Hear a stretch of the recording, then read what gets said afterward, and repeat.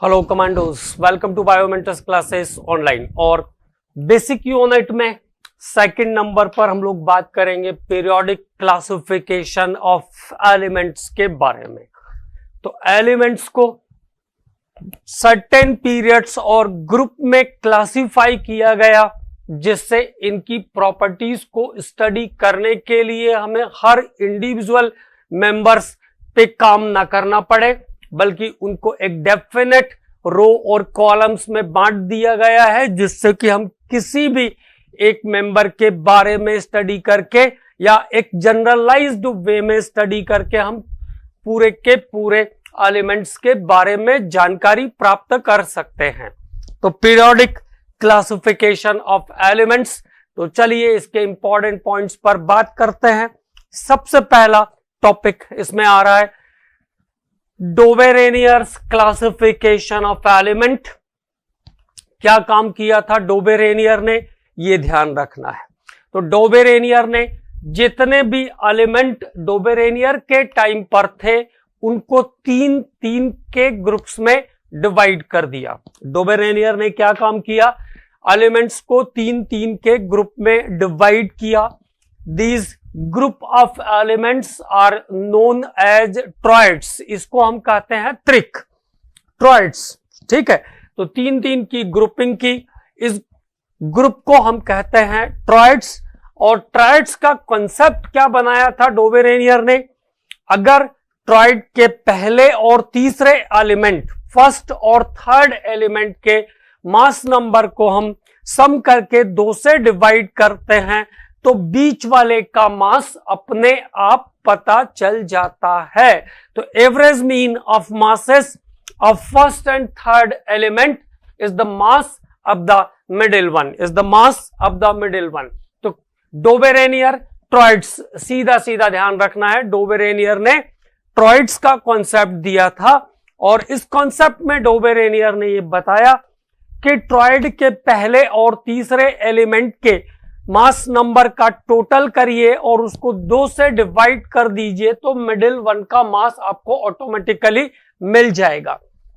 यहां पे देखो, जैसे हमने ट्रॉइड्स को कंसीड किया है तो लिथियम, सोडियम और पोटेशियम का एक ट्रॉइड बनाया। लिथियम का मास नंबर 7, पोटेशियम का 39, दोनों का सम करके 2 से डिवाइड किया तो मिल गया 23।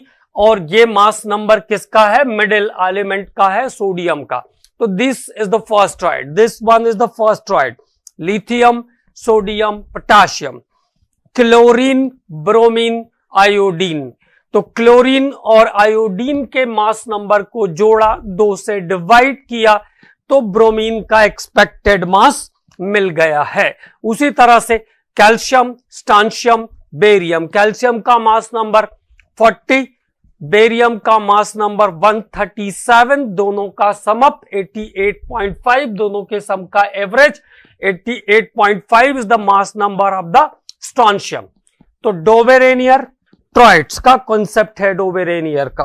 Group of 3 elements are known as triads. और क्या खास बात थी, average mean of masses of first and third element is the mass of the middle one. यह है डोबेरेनियर का पहला क्लासिफिकेशन। इसके बाद इस क्लासिफिकेशन में आपको केवल और केवल याद क्या रखना है, टेल्यूरिक हेलिक्स क्लासिफिकेशन किसने दिया था, एक बार क्वेश्चन आ चुका है। तो टेल्यूरिक हेलिक्स क्लासिफिकेशन दिया था डी कॉनकॉर्टस ने। नाम याद रखना है भैया, टेल्यूरिक हेलिक्स क्लासिफिकेशन किसने दिया था, डी कॉनकॉर्टस ने। और जैसे डीएनए हेलिक्स होता है ना, उसी तरह से एक सिलेंड्रिकल टेबल बनाया और उसमें एलिमेंट्स को अरेंज किया, lithium, beryllium, boron, carbon, like this. तो सिलेंडर के अंदर अरेंज किया एलिमेंट्स को according to increasing order of atomic weight, परमाणु भारों के बढ़ते हुए आधार पर व्यवस्थित किया था कॉनकॉर्टस ने टेबल को। अगला नाम आ रहा है लोदर मेयर का। तो लोदर मेयर ने क्या किया, curve analysis of element, graph plot करके दिया था लोदर मेयर ने। This is based on D equal to m by v, जो कि density equal to mass by volume पर आधारित है। D equal to m by v पर बेस है। It is based on D equal to m by v, density equal to mass by volume पर आधारित है।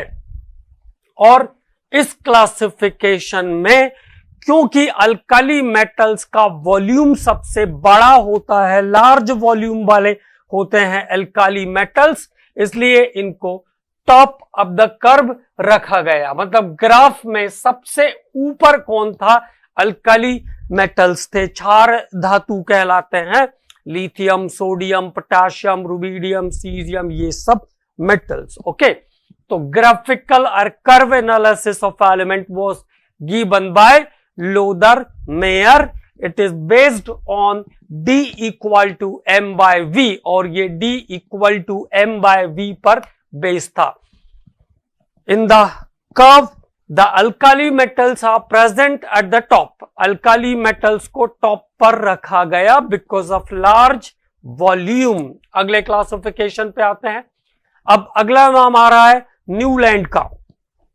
The next classification Newland. तो Newland में क्या ध्यान रखना है, लॉ ऑफ ऑक्टेव्स, अष्टक नियम दिया था न्यूलैंड ने। लॉ ऑफ ऑक्टेव्स, अष्टक नियम दिया था न्यूलैंड ने। क्या बताया न्यूलैंड ने लॉ ऑफ ऑक्टेट में, arrangement of element according to increasing order of atomic masses. पहली बात ये ध्यान रखनी है। तो लॉ ऑफ ऑक्टेट किसने दिया, न्यूलैंड ने दिया। क्या किया, एलिमेंट्स को increasing order of atomic masses पर जमाया। Arrange the element according to increasing order of atomic masses. पहली बात ये ध्यान रखना है। दूसरी बात क्या ध्यान रखना है, न्यूलैंड ने ऐसा कहा था कि हर पहले और आठवें तत्व का गुण एक समान होगा। Property of first and eighth element are same. हर पहले और आठवें तत्व का गुण एक समान होगा। देखो, जैसे हम लिथियम से चले तो 1, 2, 3, 4, 5, 6, 7 और ये आ गया आठवां एलिमेंट। तो फर्स्ट और एट्थ एलिमेंट की प्रॉपर्टी सेम होगी। बस क्या ध्यान रखना है, इनर्ट गैसेस इस समय तक डिस्कवर नहीं हुए थे, इसलिए उसको मत डाल देना। अगर वहां नियॉन डाल दोगे तो ये 9th नंबर हो जाएगा। तो property of first and eighth element are same according to law of octaves that was given by Newland. इतनी बातें इसमें ध्यान रखना है। And it is not valid after 21, और ये कैल्शियम तक के एलिमेंट्स के लिए वैलिड रहता है, जबकि इनर्ट गैसेस इस क्लासिफिकेशन में इंक्लूड नहीं है। And the next one, Mendeleev's classification. Mendeleev का आवर्ती वर्गीकरण। This was the first successful classification. पहला सफल वर्गीकरण अगर किसी का माना जाता है तो वो है मेंडलीव। और मेंडलीव ने भी क्या काम किया, एलिमेंट्स को increasing order of atomic masses के ट्रेंड पर जमाया। Arrange the elements according to increasing order of atomic masses. Arrange the elements according to increasing order of atomic masses. और इसके लिए मेंडलीव ने एक पर्टिकुलर लॉ के अंदर इसको बांध दिया, and that law is the physical and chemical property of the elements. The physical and chemical property of the elements are the periodic function of their atomic weight. मतलब हिंदी में क्या होगा, तत्वों के भौतिक और रासायनिक गुण उनके परमाणु भारों के आवर्ती फलन होते हैं। The physical and chemical property of the elements are the periodic function of their atomic weight. जैसे घड़ी का पेंडुलम अगर कभी देखा हो तो वो हमेशा क्या करता है, अपनी पोजीशन को बार बार रिपीट करता रहता है ना। तो इसी तरह से एटॉमिक वेट के बढ़ने के साथ साथ सिमिलर प्रॉपर्टी वाले एलिमेंट्स रिपीट होते रहते हैं, है ना। परमाणु भारों के बढ़ने के साथ साथ समान गुणों वाले तत्वों की पुनरावृत्ति होती है, ये कहा था मेंडलीफ ने। And this is the meaning of the periodic function. मतलब पीरियोडिक फंक्शन का क्या मीनिंग है, repetition of elements of same property after a regular interval. एक निश्चित अंतराल के पश्चात समान गुणों वाले तत्वों की पुनरावृत्ति आवर्ती फलन कहलाता है। Okay, clear. तो लिखा हुआ भी है, आप देख सकते हो, ये लिखा हुआ पीरियोडिक फंक्शन का मीनिंग, है ना। टोटल एलिमेंट्स थे मेंडलीफ के टाइम पर 63। और देखो जो रियल मेंडलीफ का पीरियोडिक टेबल था ना, उसमें इनर्ट गैसेस नहीं थे। बाद में विलियम रैमसे ने एक ग्रुप बनाया जब इनर्ट गैसेस की डिस्कवरी की। Mostly the inert gases was discovered by the William Ramsay. केवल आर्गन और रेडन को छोड़कर बाकी गैसेस को विलियम रैमसे ने ही डिस्कवर किया है। आर्गन को रैलिग ने डिस्कवर किया था, रेडन को डॉर्न ने डिस्कवर किया था, और बाकी सारे इनर्ट गैसेस की डिस्कवरी जाती है विलियम रैमसे के क्रेडिट में। ओके, तो जब विलियम रैमसे ने इनर्ट गैसेस को डिस्कवर किया तो उन्होंने एक नया ग्रुप क्रिएट किया, that is zero group, and it is included in the Mendeleev's periodic table. उसको भी मेंडलीव के पीरियोडिक टेबल में ही डाल दिया, कुछ था ही नहीं अरेंजमेंट, तो उसी में रख दिया।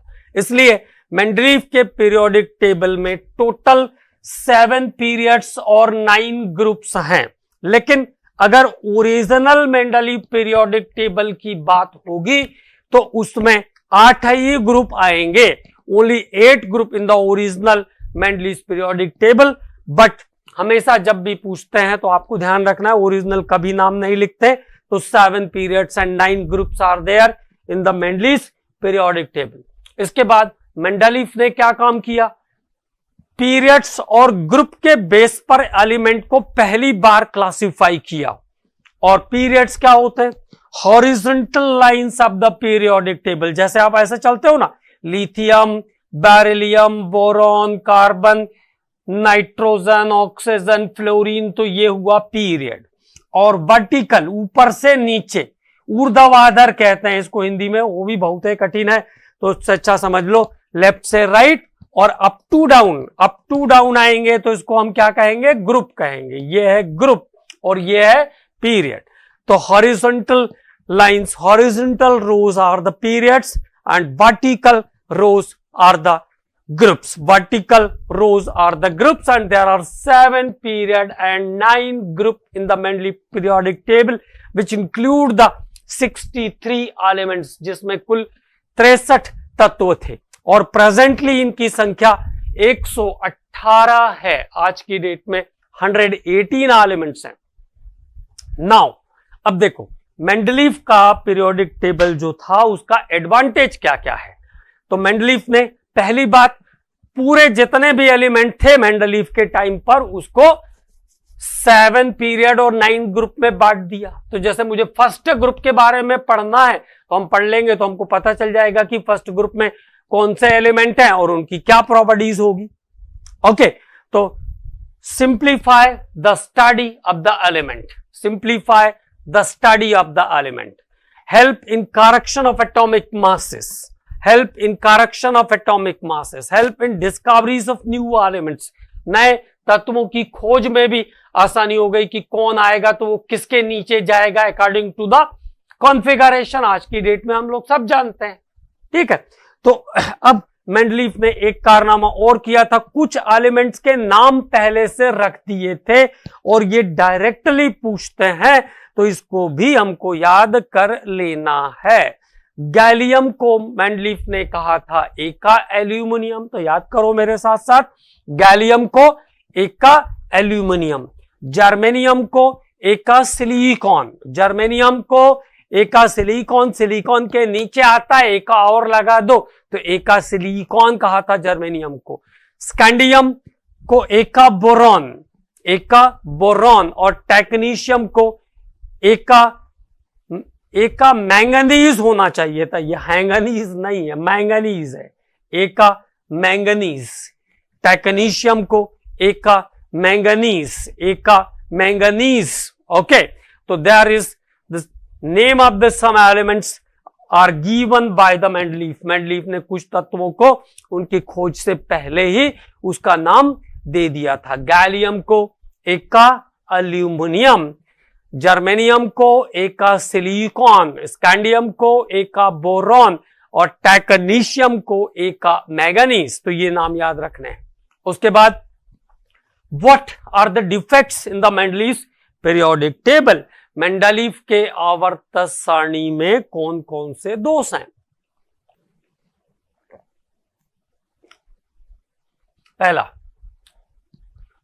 पोजीशन ऑफ हाइड्रोजन, तो देखो हाइड्रोजन को कहते हैं, आज भी कहते हैं उसको आवारा एलिमेंट, आवारा तत्व है हाइड्रोजन। क्यों?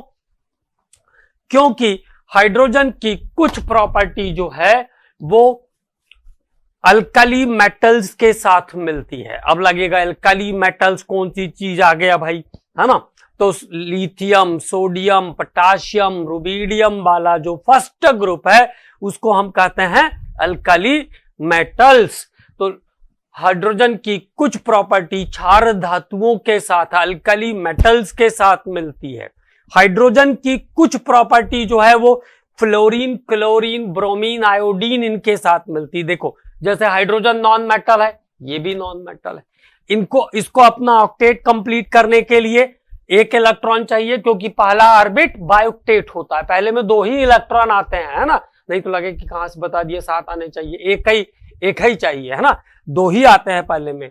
इसके बाद फ्लोरीन को देखिए 2 7, उसको भी एक चाहिए, तो इनको अपनी बैलेंसी को, ऑक्टेट को कंप्लीट करने के लिए एक और इलेक्ट्रॉन का रिक्वायरमेंट है, और हाइड्रोजन को भी एक का रिक्वायरमेंट है। हाइड्रोजन भी 1s1 है और लिथियम भी s1 है, तो यहां से ये सिमिलरिटीज शो कर रहे हैं अल्काली मेटल्स के साथ और हैलोजेंस के साथ। हाइड्रोजन +1 ऑक्सीडेशन शो करता है, सोडियम भी +1 शो करता है। हैलोजेंस जो है वो मॉलिक्यूल्स के फॉर्म में रहते हैं, fluorine F2, chlorine Cl2, as it is hydrogen is in form of H2, hydrogen भी H2 के फॉर्म में रहता है। Hydrogen show the minus oxidation number and hydrogen also show the minus oxidation number in its hydride, metal hydride. तो hydrogen भी -1 show करता है, hydrogen भी -1 शो करता है। तो there is some similarities with the alkali metals and some similarities with the halogens, and there are some property which differs from both. कुछ ऐसी भी प्रॉपर्टी है जो दोनों से डिफरेंट है, जैसे सोडियम का ऑक्साइड बेसिक होता है, क्षारीय है ना, F2O या Cl2O7 जो है वो एसिडिक नेचर के होते हैं, और वाटर कैसा है भाई, वाटर तो न्यूट्रल है। जब हम पीते हैं तो हमको कभी लगता है क्या कि एसिड पी रहे हैं या बेस पी रहे हैं, बिल्कुल न्यूट्रल लगता है, ना तो एसिडिक ना तो बेसिक। हालांकि normal water is slightly acidic in nature, लेकिन पता नहीं चलता पीने पर, है ना, तो न्यूट्रल है वाटर। तो ये एक ऐसी प्रॉपर्टी है जो दोनों से डिफरेंट है। अब इस कारण से सिचुएशन यही कि कुछ प्रॉपर्टीज का हैलोजन से मिलता है, कुछ अल्काली मेटल से मिलता है, और कुछ दोनों से अलग है। तो इसको कहां रखें पता नहीं, तो आज भी वो करेक्शन बना हुआ है, हाइड्रोजन की position is not fixed in the periodic table. अब दूसरी बात देखो, मेंडलीफ ने क्या किया था, हर एलिमेंट के कुछ ऐसे हिस्से भी होते हैं जिनका एटॉमिक नंबर सेम है, एटॉमिक मास अलग अलग है, जिसको हम कहते हैं आइसोटॉप्स। मेंडलीफ ने एक को तो रखा, दूसरे के लिए अब मेंडलीफ क्यों करेक्शन आ रहा है, क्योंकि मेंडलीफ ने एटॉमिक वेट के ट्रेंड पर टेबल बनाया था। एटॉमिक वेट मतलब परमाणु भार के आधार पर व्यवस्थित किया था, इसलिए करेक्शन आ गया। तो मेंडलीफ ने एटॉमिक वेट के बेस पे अरेंज किया। अब एटॉमिक वेट में 1 नंबर पे भी हाइड्रोजन आना चाहिए, 2 नंबर भी होता है हाइड्रोजन का वेट, तो 2 पे फिर हाइड्रोजन आना चाहिए। अब जैसे हमने इसको एटॉमिक नंबर पे जब लिया तो एक ही एटॉमिक नंबर पे हाइड्रोजन, अब चाहे वेट कोई सा भी रख लो आप। ओके, तो there is correction in case of position of isotopes. There is only assign the position for the first member and no position for other isotopes in the table. So there is no position for isotopes. Okay, dissimilar elements are placed in the same group. कुछ elements जिनकी property एक दूसरे के साथ match नहीं करती है, उनको भी मेंडलीफ ने सेम ग्रुप में रखा था। क्योंकि मेंडलीफ का जो पीरियोडिक टेबल था उसमें ग्रुप ऐसे थे, फर्स्ट में 2 group, first A first B, second में 2 group, second A second B, like this. तो मेंडलीफ ने क्या काम किया, अल्कली मेटल्स फर्स्ट ग्रुप के अंदर 2 सब ग्रुप बनाए, 2 उपसमूह बनाए, फर्स्ट ए और first B. Here in the first group lithium, sodium and potassium like members are present. It means alkali metals are present in the first group, where in the first B place the copper, silver and gold, and there is no similarity in the properties. सोना चांदी तांबे का गुण sodium potassium से बिल्कुल नहीं मिलता है। सोडियम पोटेशियम को मिट्टी के तेल के अंदर संभाल के रखना पड़ता है, बाहर निकालोगे तो आग लग जाएगा। लेकिन तांबा, सोना, इन सब के ज्वेलरी, सिल्वर, इन सब के गहने पहन के हम आराम से घूम सकते हैं, कोई दिक्कत नहीं होती है। तो there is the members of the different property are placed in the same group, so there is also a correction in the Mendeleev periodic table. And there is no position for lanthanoid and actinoid. 4F और 5F block के जो member हैं उनको Mendeleev की periodic table में कोई जगह नहीं दी गई थी, इवन मॉडर्न में भी उनके लिए कोई जगह नहीं है, because it is rare earth element, दुर्लभ मृदा तत्व कहलाते हैं ये, और इनकी प्रॉपर्टीज के बारे में हमें बहुत ज्यादा जानकारी नहीं था पहले, इसलिए इनको कोई जगह नहीं दी है। Okay, now the next one, some elements of higher atomic masses, जैसे आर्गन 1840, आर्गन का मास है 40 और पोटास 39.9 होता है स्पेसिफिकली, और इसका है 39.1 पोटेशियम का। तो पहले किसको होना चाहिए था, पोटेशियम को होना चाहिए था, बाद में आर्गन को होना चाहिए था। हालांकि आर्गन तो उस समय डिस्कवर ही नहीं था मेंडलीफ के टाइम, लेकिन जब आया डाला गया तो ये करेक्शन भी देखने को मिला। तो पोटेशियम का मास नंबर कम है, मतलब पोटेशियम हल्का है, तो उसको पहले होना चाहिए था, भारी वाले को बाद में होना चाहिए था। So there is another correction in the Mendeleev periodic table. Now about the modern periodic table, आधुनिक आवर्त सारणी। और मॉडर्न पीरियोडिक टेबल किस पे बेस है, एटॉमिक नंबर पे बेस है। क्या क्या चीजें ध्यान रखना है उस पर बात करते हैं। Based on increasing order of atomic number, परमाणु क्रमांकों के बढ़ते हुए क्रम में व्यवस्थित किया गया है आधुनिक आवर्त सारणी को। ओके, क्या खास बात है एटॉमिक नंबर में, तो जैसे मैंने आपको बताया था कि एक तो जैसे एटॉमिक नंबर पे लाओगे तो आइसोटॉप्स वाला करेक्शन अपने आप हो जाएगा। आइसोटॉप्स किसी भी एक नंबर पे हमने कितने भी हाइड्रोजन रख लो आप, हम तो हाइड्रोजन का एटॉमिक नंबर 1 बोल रहे हैं, चाहे आप प्रोटियम रखो, चाहे ड्यूट्रियम रखो, चाहे टाइट्रियम रखो, मास का तो हम बातें नहीं कर रहे हैं, है ना।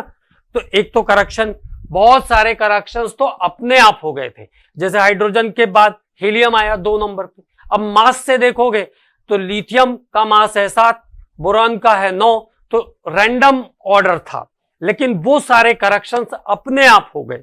तो एटॉमिक नंबर के बारे में एक इंपॉर्टेंट पॉइंट ध्यान रखना, it is known as most fundamental property of the element. क्योंकि सब कुछ मैंने देखो राइटिंग में आपको दे रहा हूं, क्योंकि मेरा इसमें कोई विश्वास नहीं कि मैं कहानियां सुना दूं। कहानियां सुनी होने के साथ साथ कहानी लिख के भी रखना है, ताकि पूरी की पूरी कहानी याद भी रहे, है ना। तो ये इंपॉर्टेंट पॉइंट ध्यान रखना है भैया, है ना। मोस्ट फंडामेंटल प्रॉपर्टी, मुख्य मौलिक गुण कहते हैं परमाणु क्रमांकों को, क्योंकि दो अलग अलग तत्वों के परमाणु क्रमांक कभी भी समान नहीं होते हैं। Because the atomic number of two different elements are never same. दो अलग अलग तत्वों के परमाणु क्रमांक कभी भी समान नहीं होते हैं, इसलिए परमाणु क्रमांक को कहते हैं मुख्य मौलिक गुण। So atomic number is called most fundamental property. और एटॉमिक नंबर को किसने डिस्कवर किया था? मोसले ने। कैसे बताया था? Number of protons present in the nucleus of atom. किसी परमाणु के नाभिक में उपस्थित प्रोटॉनों की संख्या को परमाणु क्रमांक कहते हैं। Number of protons present in the nucleus of atom. अब लकीली न्यूट्रल एटम है, उदासीन परमाणु है, तो वहां पर इलेक्ट्रॉन भी समान हो जाते हैं। प्रोटॉन इलेक्ट्रॉन दोनों समान होते हैं न्यूट्रल एटम में, लेकिन इलेक्ट्रॉन से रिलेट मत करना, नहीं तो कंफ्यूजन हो जाएगा आपको। तो number of protons present in the nucleus of the atom. Okay, इसका मतलब अगर किसी स्पीसीज पे प्लस या माइनस चार्ज भी है तो उसका एटॉमिक नंबर बदलने वाला नहीं है। मैंने कहा सोडियम का एटॉमिक नंबर कितना? तो 11। सोडियम प्लस का एटॉमिक नंबर कितना?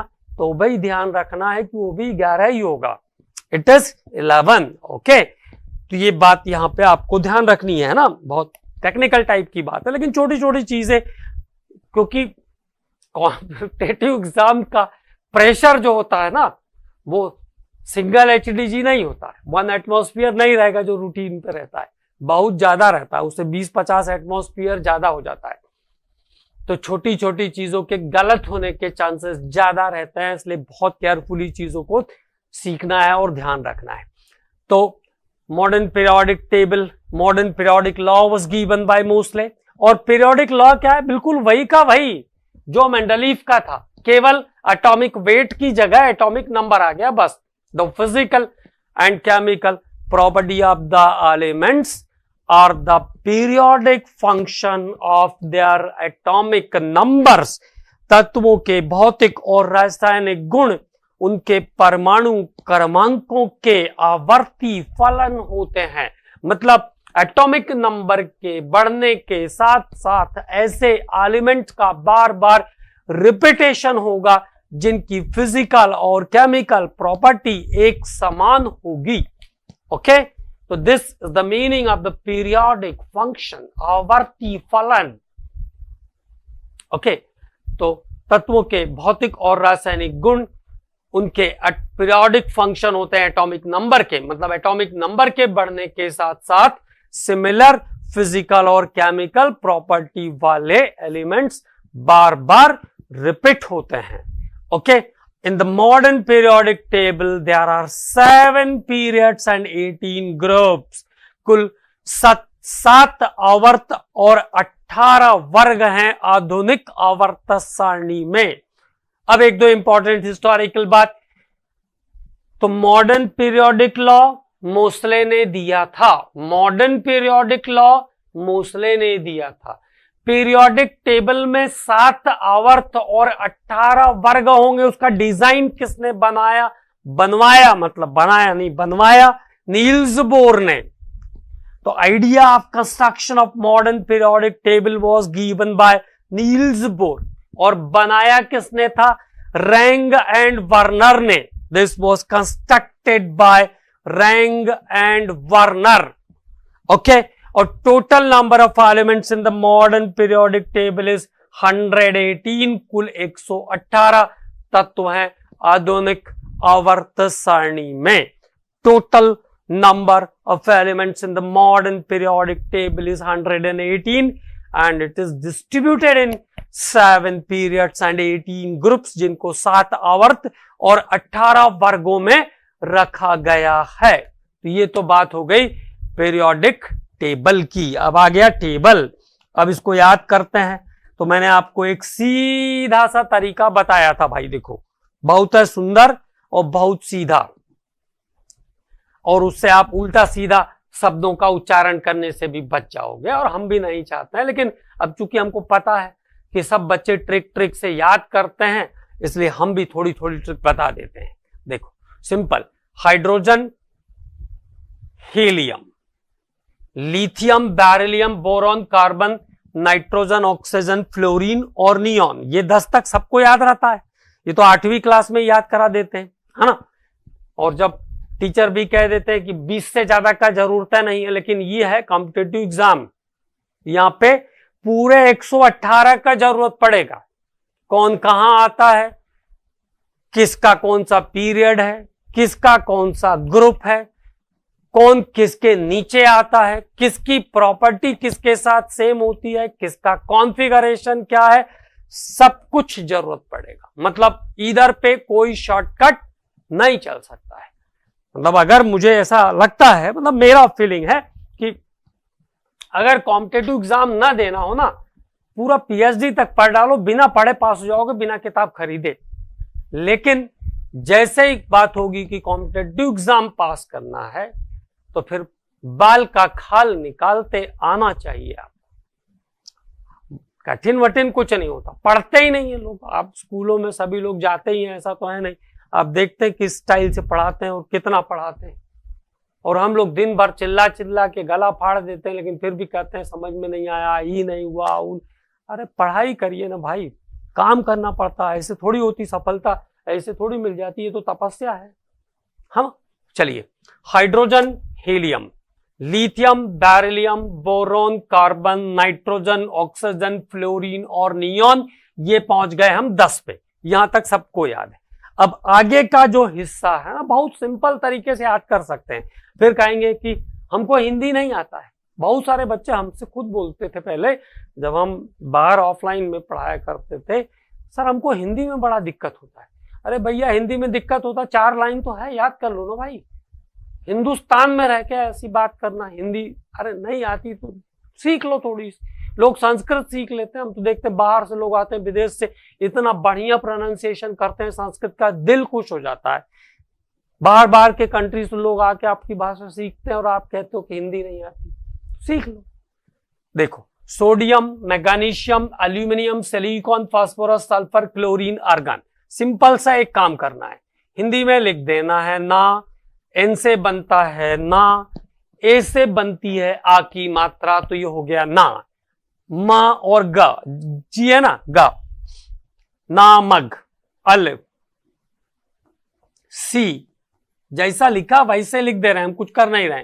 प, सा, कल, अर, ये हिंदी का एक लाइन हो गया मेरे पास, नामग, अल, सी, पस, कल, अर। क्योंकि हमको इसको एक एक मेंबर को याद करना पड़ेगा, इसलिए बहुत सावधानी से काम करना है इसमें। नामग, अल, सी, पस, कल, अर। तो sodium, magnesium, aluminium, silicon, phosphorus, sulphur, chlorine, argon. Okay, अब पोटेशियम से शुरू करते हैं। का, सक, टी, वा, कर। देखो हम भी तो हिंदी में लिख रहे हैं, बहुत दिन से हिंदी लिखते नहीं ना, आदत खत्म हो गया हिंदी लिखने का हमारा भी। का, सकती, व, कर, मन, फी, को, नी, कु, जन, गा, गे, अस, से, बर, कर। ये पहुंच गए हम 36 पर। बरकर, ऐसा वाला कर देते हैं, बरकर, है ना। तो लो, potassium, calcium, scandium, titanium, vanadium, chromium, manganese, iron. Iron को कहते हैं फेरम, लैटिन नाम क्या है इसका, ferrum. Cobalt, nickel, copper, zinc, gallium, germanium, arsenic, selenium, bromine और क्रिप्टॉन। तो potassium, calcium, scandium, titanium, vanadium, chromium, iron, cobalt, nickel copper, zinc, gallium, germanium, arsenic, selenium, bromine, krypton. 2 लाइनें हो गई हिंदी के आपके पास। का सक्टिव, कर्मन, फीको, निकोजन, गागे, यस से बरकर। कितने आसानी से याद हो रहा है, हिंदी कितना सुंदर लग रहा है। नाम, अगल, सी, पस्कल, अर्थ, का सक्टिव, कर्मन, फीको, निकोजन, गागे, अस से बरकर। अब देखो, rubidium, strontium, yttrium, zirconium, niobium, molybdenum, technetium, ruthenium, rhodium, palladium, argentum. Common नाम है, लैटिन नाम है अर्जेंटेनम, कॉमनली हम बोलते हैं सिल्वर।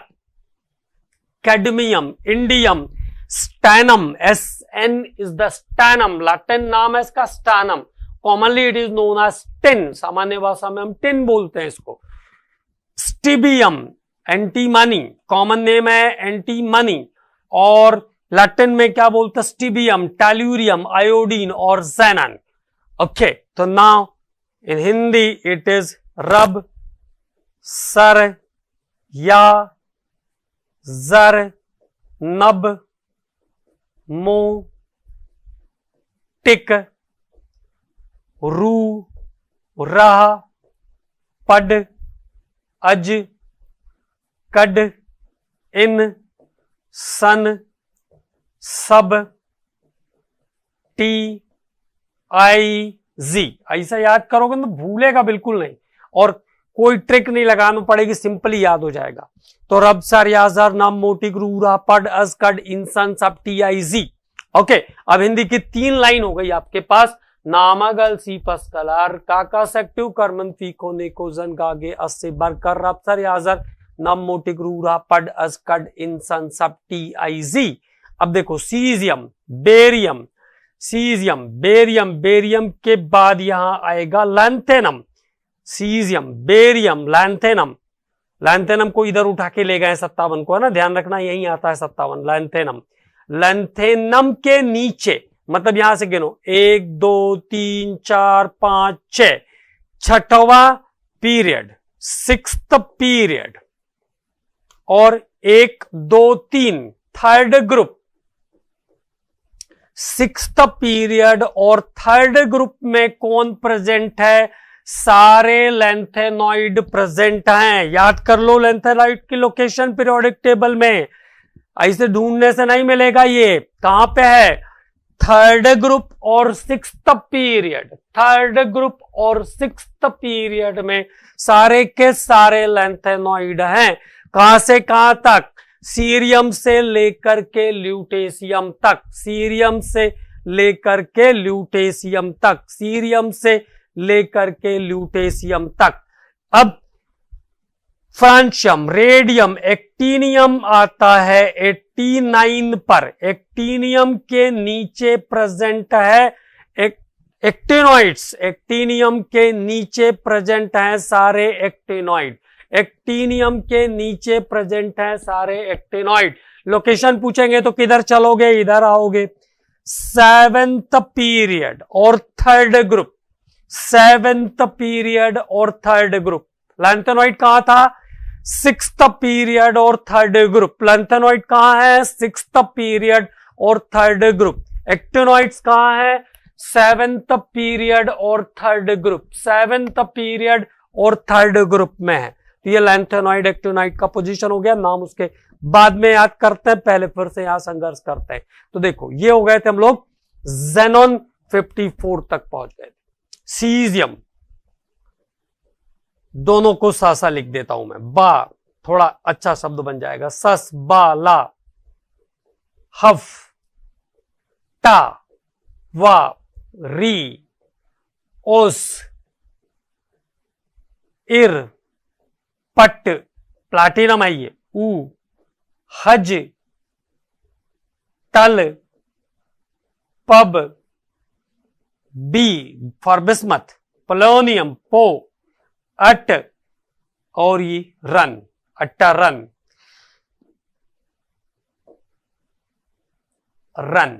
ये हो गया रेडॉन 86 तक। अब आपके पास देखो कुल हिंदी का कितना लाइन हम आपको याद करने को दे रहे हैं, 1 2 3 4, बस केवल 4 लाइनें हिंदी की याद करनी है। मैं आपको एक बार सुना भी देता हूं। Caesium, barium, lanthanum, hafnium, tantalum, वंगार, टंगस्टन, वंग बोलते हैं, है ना, tungsten, rhenium, osmium, iridium, platinum, aurum या गोल्ड, हाइड्रोजीनियम या मर्क्यूरी। हाइड्रोजीनियम मर्क्यूरी का लैटिन शब्द है, aurum is the gold. Thallium, plumbum, P B, lead बोलते हैं commonly but it is plumbum, bismuth, polonium, astatine और रेडॉन। ये मेंबर्स कहां तक आ गए आपके? 86 तक आ गए। 87 पे फ्रांशियम, 88 पे रेडियम और 89 पर एक्टीनियम और रदरफोर्डियम। और उसके आगे के मेंबर्स को हम बात करेंगे ट्रांसयूरेनिक सिस्टम में। किस सिस्टम में बात करेंगे? ट्रांसयूरेनिक सिस्टम में बात करेंगे। Let's talk in the transuranic. Okay, तो आगे की बात करते हैं, पहले यहां पे आ जाइए।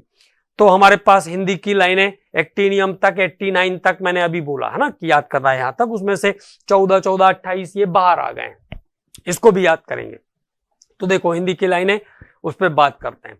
नामगाल सी पस्कलर काकसक्टू कर्मन फीको नेकोजन गागे अस्से बरकर रबसर याजर नम मोटिक रूरा पड अस्कड इंसान सप्टियाइजी सस बाला हफ्ता वारी और जिरपट पबी पो अटरन। मुश्किल से 10 सेकंड में पूरा टेबल याद है। अब आ जाओ इधर भी याद कर लेते हैं, फिर बात करेंगे हम लोग इन एलिमेंट्स के बारे में। हम 104, 105 के बारे में बाद में बात करते हैं। देखो इसको कैसे याद करोगे, कैसे करवाया था मैंने? सिर पर नदिया का पानी, cerium, promethium, cerium, promethium, praseodymium, cerium, praseodymium, neodymium, promethium, samarium, europium, gadolinium, terbium, dysprosium, holmium, erbium, thulium, ytterbium और ल्यूटेशियम। ये मेंबर हैं 4F सीरीज के। अब इसको बायो स्लोगन कैसे याद करवाया था मैंने आपको? अगर नहीं करवाया है तो शॉर्ट पहले तो याद करवाया ही था ना। सिर पर नदिया, अब चूंकि सेंटेंस में बोल देता हूं, लिख लो आप, है ना, क्योंकि ऐसे जगह नहीं मिलेगी मुझे लिखने के लिए। सिर पर नदिया का पानी, सिर पर नदिया का पानी समाया यूं गदगद तब दिल हुआ इंजीनियर तुम अब लूडो खेलो। लूडो कह दोगे तो लोग नाराज हो जाएंगे, इसलिए ऐसा नहीं कहते हैं। सिर पर नदिया का पानी समाया यूं गदगद तब दिल हुआ इंजीनियर तुम अब लूडो खेलो। ओके, अब यहां से देखो 5F। थोरियम से शुरू हुआ, thorium, प्रोटैक्टिनियम, uranium, neptunium, plutonium, अमेरिकम, कूरियम, berkelium, californium, einsteinium, fermium, मेंडलीवियम और nobelium. Last member 103 is the lawrencium, 103 is the lawrencium. तो अब जैसे भी आपको याद है, ठीक है, मैं भी बता देता हूं। थोड़े पापड़ यूं नापो, पुराने आम कम बिकेंगे। थोड़े पापड़ यूं नापो, पुराने आम कम बिकेंगे। कैसे ऐस फरमाऊं मैडम, नो लोन या नो लोन कह दो तो ज्यादा अच्छा है, लोन मिल ही नहीं रहा तो ऐस कैसे फरमाएंगे। तो ये तरीका हो गया टेबल को याद करने का। लोकेशन ध्यान रखना, कौन कहां आया है। अब आगे के मेंबर्स पर बात करते हैं। 103, 104 इन सबको हमें कैसे याद करना है, तो चलते हैं। It is called transuranic element. Transuranic तो वो मेंबर जिनका एटॉमिक वेट यूरेनियम 92 से अधिक है, उनको हम कहते हैं ट्रांसयूरेनिक। यूरेनियम 92 से जिनका एटॉमिक नंबर ज्यादा है, उनको हम कहते हैं ट्रांसयूरेनिक एलिमेंट। अब फिर से एक बार गिनती यहां पे याद करनी पड़ेगी। तो 0 को कहते हैं निल, 1 को अन, 2 को बाय, 3 को ट्राई, 4 को क्वाड, 5 को पैंट, 6 को हैक्स, 7 को सेप्ट, 8 को ऑक्ट और 9 को एन। कहीं कहीं IUPAC से अलग है जो ऑर्गेनिक का नेमिंग वाला सिस्टम है, उससे कंफ्यूज मत होइएगा, जिसका जो है उसका वही रखना है नाम, है ना, क्योंकि ये सजेशन होता है जो कि हमें पूरा टीम मिलकर के देता है किसको क्या नाम देना है।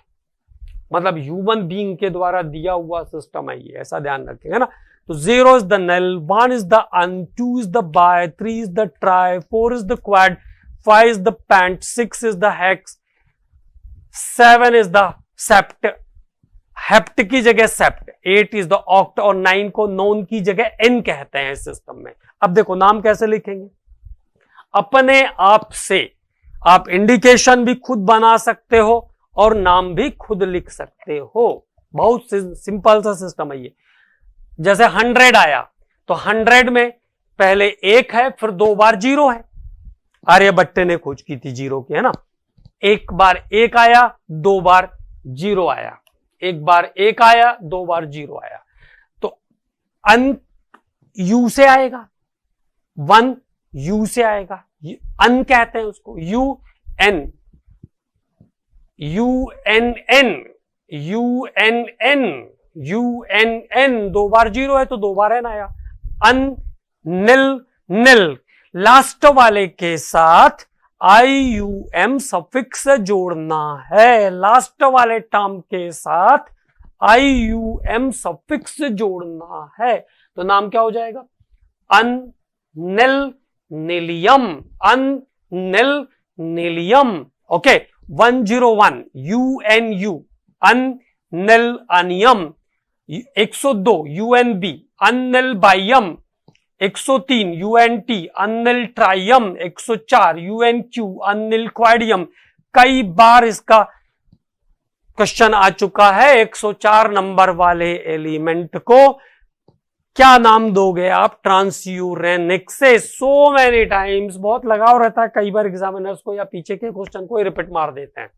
ओके, तो UNQ is the unnilquadium, unnilpentium, unnilhexium, unnilseptium, unniloctium, unnilennium. और UUN, UUN, ununnilium is the 110। किसी भी एलिमेंट का नाम आप इससे लिख सकते हो, कोई दिक्कत यहां पे नहीं है। 118 वाले का नाम लिखना है तो लिख दिया, ये लो UUO, अन ऑक्टियम, अन ऑक्टियम। तो can name any of the element after 92, जो 92 से बाद हैं। अब 4F 5F मैंने आपको पहले ही याद करवा दिया है, तो कोई टेंशन लेने का जरूरत नहीं है। सिर पर नदिया का पानी समाया यूं, गदगद तब्दील हुआ इंजीनियर तुम अब लूडो खेलो। और यहां पे थोड़े पापड़ यूं नापो, पुराने आम कम बिकेंगे, कैसे ऐस फरमाऊं madam, no loan is available. Okay, तो that is about the naming. अब उसके बाद प्रॉपर्टीज से एस ब्लॉक पी ब्लॉक से आगे चलेंगे। तो फिर आगे देखते हैं एस ब्लॉक एलिमेंट्स के बारे में। एस ब्लॉक एलिमेंट में क्या क्या चीजें ध्यान रखनी है, वो एलिमेंट्स जिनका बैलेंस इलेक्ट्रॉन एस ऑर्बिटल में प्रेजेंट होता है वो एस ब्लॉक के मेंबर्स हैं। एस ब्लॉक एलिमेंट्स को दो टाइप से बांट सकते हैं हम, NS1 और NS2। Lithium, sodium, potassium, rubidium, caesium और फ्रांशियम, ये NS1 के वो मेंबर हैं जिनको हम कहते हैं एल्कली मेटल्स। और बेरिलियम, मैग्नीशियम, कैल्शियम, स्ट्रांशियम, बेरियम और रेडियम को हम कहते हैं alkaline earth metal, alkaline earth metal. ठीक है, तो अल्काली मेटल्स और एल्कलाइन अर्थ मेटल दो हिस्से में बटा हुआ है एस ब्लॉक एलिमेंट। इसमें अब क्या क्या खास बातें हैं, तो lithium is the lightest metal, lithium सबसे लाइटेस्ट मेटल है। लिथियम को हम हार्डेस्ट एल्काली मेटल भी कह सकते हैं। Lithium is the hardest alkali metal, lightest and hardest, दोनों चीज ध्यान रखना है। और लिथियम का आजकल बेसिकली यूज होता है लिथियम सेल बनाने में, जहां पे ये 3.5 से लेकर के 5 वोल्ट तक का पोटेंशियल जनरेट करता है, 3.5 to 5, and it is highest voltage gain by any cell, किसी भी सेल से ज्यादा वोल्टेज गेन देता है लिथियम। सोडियम के जो कंपोनेंट हैं उसमें sodium chloride, table salt, NaHCO3, Na2CO3 is respectively, baking soda and washing soda, potassium black salt में यूज होगा। मैग्नीशियम क्लोरोफिल का इंपॉर्टेंट कंपोनेंट है। सोडियम और पोटेशियम मिलकर के ब्लड प्रेशर को भी कंट्रोल करने का काम करते हैं। इसके बाद फ्रांशियम और रेडियम दोनों रेडियो एक्टिव हैं, जिसमें से रेडियम की डिस्कवरी और एक एलिमेंट और जो पी ब्लॉक का मेंबर है polonium, this was discovered by madam Curie. For the discovery of radium madam Curie was awarded by the Nobel prize in 1911। ठीक है, और रेडियम को मैडम क्यूरी ने आइसोलेट किया था यूरेनियम के एक खनिज पिच ब्लेंडी से।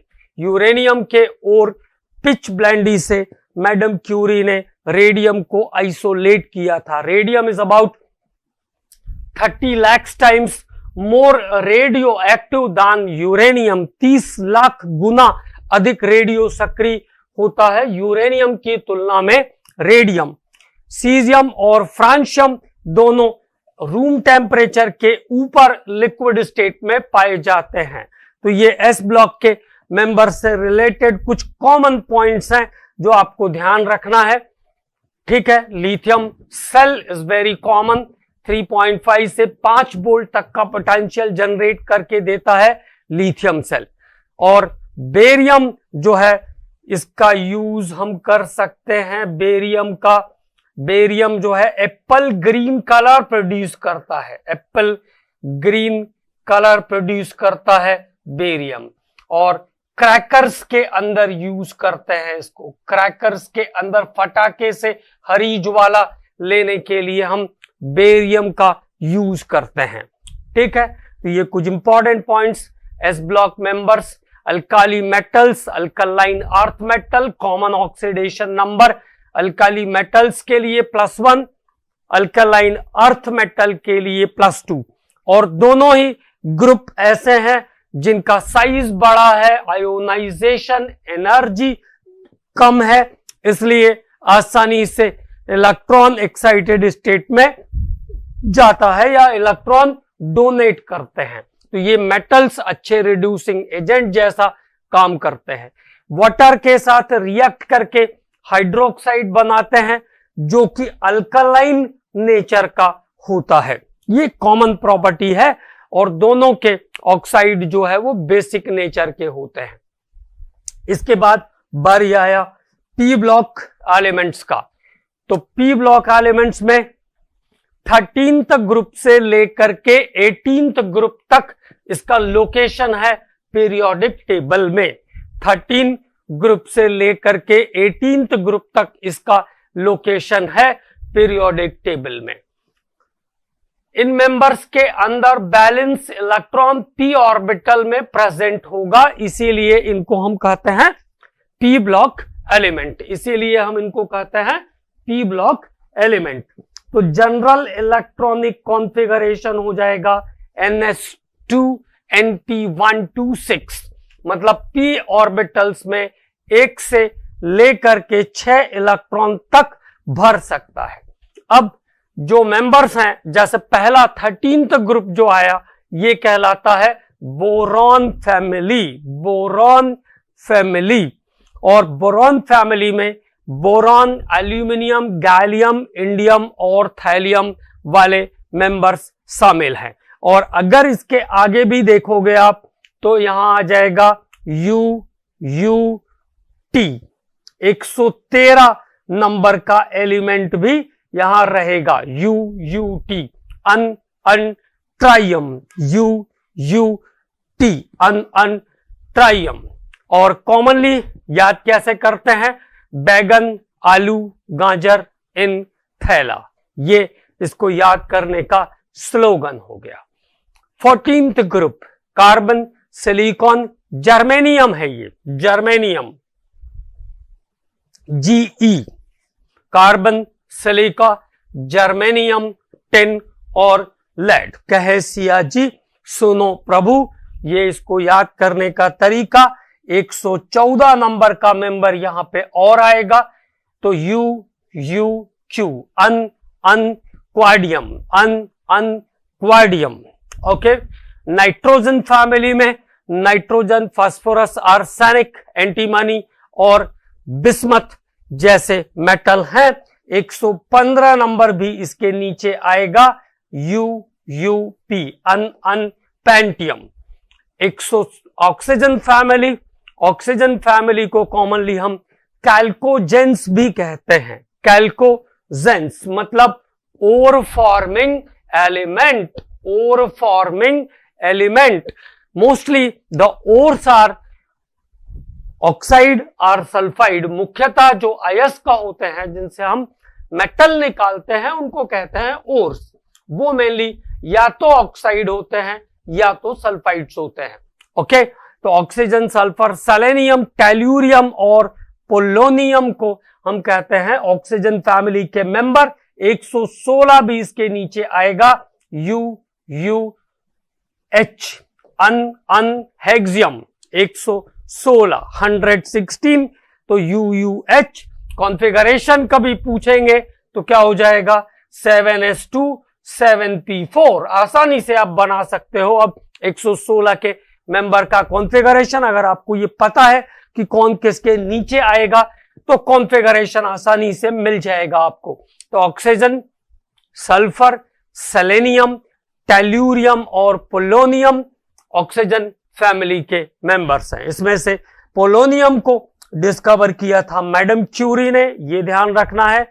और पोलोनियम के नाम पर ही मैडम क्यूरी की कंट्री का नाम पोलैंड रखा गया था। एक इंपॉर्टेंट हिस्टोरिकल पॉइंट ध्यान रखना है। देन हैलोजेंस, तो फ्लोरीन, क्लोरीन, ब्रोमीन और आयोडीन मेनली हैलोजेंस कहलाते हैं। एस्टाटिन जो होता है वो मेटालॉइड होता है। 117 नंबर का एलिमेंट और आएगा यहां पे, UUS, अनसेप्टियम, अनसेप्टियम। 117 नंबर भी हैलोजेंस के नीचे आएगा। कॉन्फ़िगरेशन कभी 117 का पूछेंगे तो फट से बन जाएगा 7s2 7p5। ओके, इसके बाद हैलोजेंस कहते हैं इनको। इसका मीनिंग होता है सी सॉल्ट जनरेट करने वाले एलिमेंट, जो समुद्रिक लवण का निर्माण करते हैं। ऐसे तत्व जो समुद्र के लवण का निर्माण करते हैं। इसके बाद आया इनर्ट गैसेस या नोबल गैसेस, नोबल गैसेस या inert gases. Helium, neon, argon, krypton, xenon, radon और साथ में 118 नंबर का एलिमेंट रेडॉन के नीचे आएगा, 118। तो UO, octium, octium is the member of the inert gases family. Okay, so this is about the location of P block in the periodic table. बैगन, आलू, गाजर इन थैला, कहे सिया जी सुनो प्रभु। नेपाल, पाकिस्तान, ऑस्ट्रेलिया सब भिखारी। और उससे टीपो, फ्लोरीन, क्लोरीन, ब्रोमीन, आयोडीन और एस्टेटिन। फिर कल बाहर आएगी अंटी। और इसके बाद ये इनर्ट गैसेस सबको याद रहते हैं, helium, neon, argon, krypton, xenon and radon are the inert gases. And what are the important points, metals, non metals और मेटालॉइड्स, तीनों टाइप के एलिमेंट इस ग्रुप में कवर होते हैं, metals, non metals and metalloids. Helium, neon, argon, krypton, xenon and radon are the inert gases. और कुल जो एटमॉस्फेरिक कंपोजिशन है, जैसे 79% नाइट्रोजन, 20.8% ऑक्सीजन, उसके साथ साथ 1% अक्रिय गैसें भी हैं एटमॉस्फेयर में। 1% inert gases are also present in the atmosphere, in which argon is the maximum. argon इसमें से मैक्सिमम है। और radon is absent in atmosphere, radon absent है एटमॉस्फेयर में। अपने रेडियो एक्टिव नेचर के कारण रेडॉन एटमॉस्फेयर में एब्सेंट है। जब हमें रेडॉन की जरूरत पड़ती है तो हम इसको रेडियम के डिसइंटीग्रेशन से लाते हैं। ठीक है, इसके बाद गैलियम एक ऐसा मेटल है जो 30 डिग्री सेंटीग्रेड पर मेल्ट होने लगता है, मेल्ट एट 30 डिग्री सेंटीग्रेड। मतलब अगर हथेलियों पर आप रखोगे गैलियम को तो गैलियम पिघल जाएगा। तो ये एक इंपॉर्टेंट पॉइंट ध्यान रखना है। ब्रोमीन अकेला नॉन मेटल है जो लिक्विड स्टेट में पाया जाता है। ब्रोमीन लिक्विड स्टेट में पाया जाने वाला अकेला नॉन मेटल है। Boron, silica, germanium, arsenic, lead, boron, silica, germanium, arsenic, antimony, tellurium और एस्टेटिन, ये सब मेटालॉइड्स की कैटेगरी में आते हैं जिनमें धातु और अधातु दोनों का गुण पाया जाता है। Characteristics of metals and non metals both.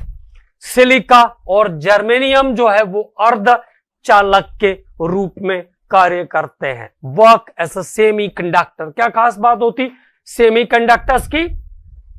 जो केवल और केवल इलेक्ट्रिसिटी को कंडक्ट करता है। Conduct only electricity, do not conduct heat. यह ऊष्मा का चालन नहीं करता है, केवल विद्युत को आगे ले जाता है। उसको हम कहते हैं अर्धचालक। आधा मतलब आप ऐसे समझ लो, केवल इलेक्ट्रिसिटी कंडक्ट करता है, वो है semiconductor. The oxide of non metals like SO2, SO3, P2O5, Cl2O7, F2O are acidic in nature. तो नॉन मेटल के ऑक्साइड एसिडिक होते हैं। Aluminium, gallium, arsenic, lead, tin, इनके ऑक्साइड कैसे होते हैं? एम्फोटेरिक होते हैं, उभयधर्मी। मतलब जो एसिड के साथ बेस जैसा और बेस के साथ एसिड जैसा काम करते हैं उनको हम कहते हैं एम्फोटेरिक ऑक्साइड। ओके, तो amphoteric oxides are act as acid as well as base. ये दोनों लिखा हुआ है आपके पास। अब बात करेंगे हम लोग डी ब्लॉक के मेंबर्स के बारे में। तो डी ब्लॉक के एलिमेंट्स, डी ब्लॉक की सिचुएशन पीरियोडिक टेबल में थर्ड ग्रुप से स्टार्ट करके 12th ग्रुप तक जाएगी। थर्ड ग्रुप से स्टार्ट करके 12th ग्रुप तक जाएगी। What are the D block elements in which valence electrons are present in D orbitals, जिसमें संयोजी इलेक्ट्रॉन डी ऑर्बिटल में होते हैं। तो अब बात कर लेते हैं डी ब्लॉक के बारे में। तो डी ब्लॉक में देखो थर्ड ग्रुप से स्टार्ट करके 12th ग्रुप तक लोकेशन है डी ब्लॉक एलिमेंट का। पहला जो सीरीज आता है उसको हम कहते हैं 3D सीरीज। तो 3D सीरीज में कौन कौन से मेंबर्स हैं? 3D सीरीज के जो मेंबर हैं वो स्कैंडियम से स्टार्ट करके scandium, titanium, vanadium, chromium, manganese, iron, cobalt, nickel, copper और जिंक। 4D सीरीज के जो मेंबर्स हैं वो इट्रियम से स्टार्ट करके याजर, नब, मोटेक, रूरह, पड, अज, कड होना चाहिए था यहां पे। तो यहां पे ये होगा पीडी, पड, अज, कड 48 तक। इसके बाद 5D में लैंथेनम और लैंथेनम 57 पर है। उसके बाद यहां पे 4F आ जाता है, मतलब 14 एलिमेंट और आ जाएंगे। तो HF से स्टार्ट करके आगे कैरी ऑन करेगा। तो हफ्ता, वारी, ओस, इर, पट, उ, हज। तो हफनियम, टेंटालम, वंग या tungsten, rhenium, osmium, iridium, platinum, aurum या गोल्ड, हाइड्रोजीनियम या मर्क्यूरी। इसके बाद आएगा 4D के बाद यह है आपका 3D, ये 4D, ये 5D सीरीज और ये 6D सीरीज। तो 6D सीरीज का पहला मेंबर है एक्टिनियम। एक्टिनियम के बाद फिर 5F आएगा यहां पे बीच में, और फिर इसके बाद UnQ, UnP, UnH से लेके UUB तक चलेगा 6D सीरीज। और इसके बाद बात करते हैं इनके जनरल प्रॉपर्टीज के बारे में। तो इलेक्ट्रॉनिक कॉन्फ़िगरेशन क्या होगा, NS122 N-1 D1 to 10। D block elements को ट्रांजिशन एलिमेंट भी कहते हैं because showing the variable valency, क्योंकि ये परिवर्ती संयोजकता प्रदर्शित करते हैं। Zinc, cadmium and mercury is not included in transition element because of completely filled D orbitals, क्योंकि इनके डी ऑर्बिटल पूर्णतः भरे होते हैं और एस भी पूरा पैक होता है, तो कंप्लीटली फिल्ड होने के कारण इनको हम ट्रांजिशन एलिमेंट में इंक्लूड नहीं करते हैं। जिंक, कैडमियम और मर्क्यूरी वाष्पशील प्रकृति के हैं, वोलेटाइल मेटल्स हैं। इनके प्यूरिफिकेशन के लिए हम स्टीम डिस्टिलेशन का टेक्निक यूज करते हैं।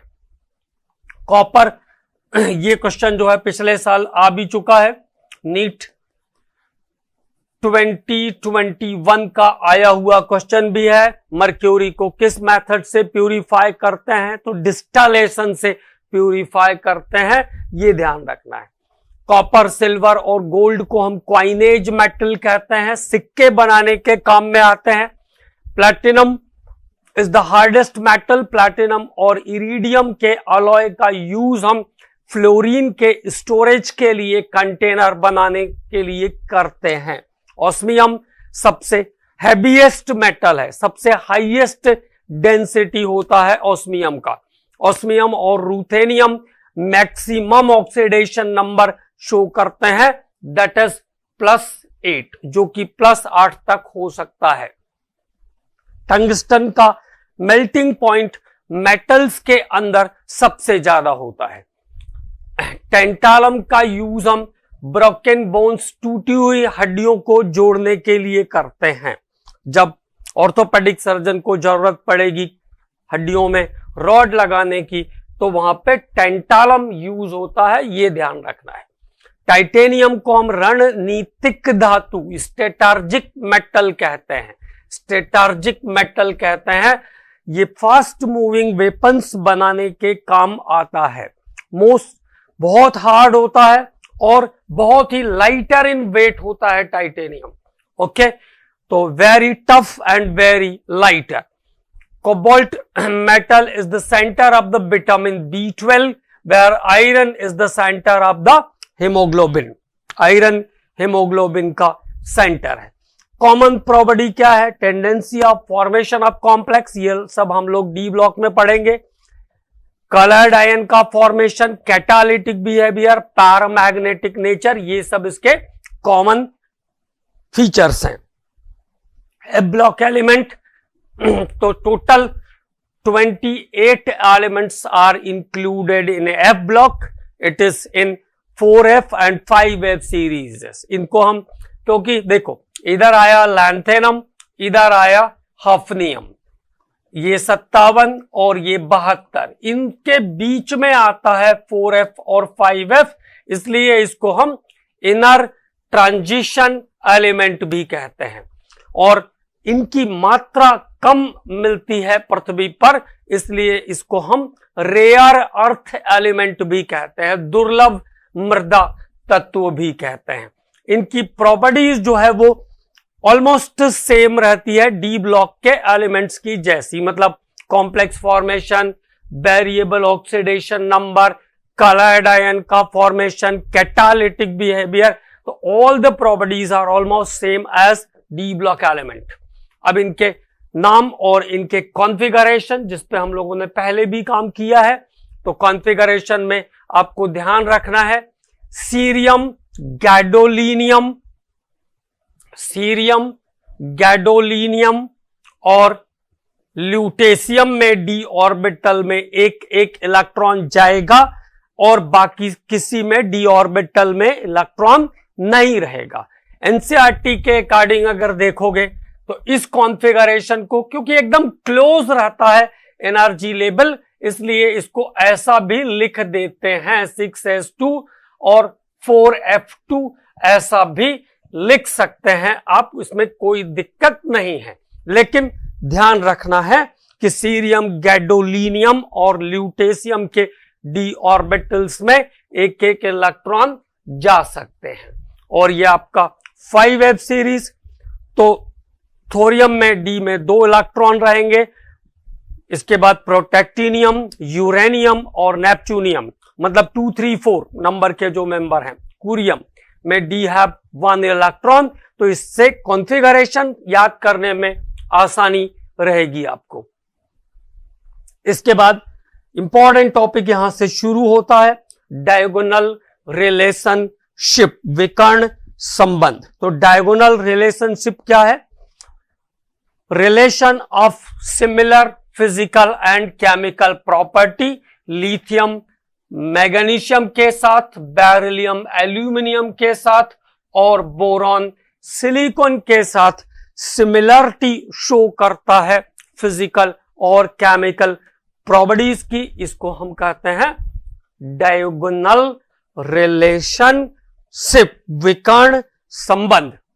Certain elements of second period are diagonally show the similarities in physical and chemical property with the element of third period.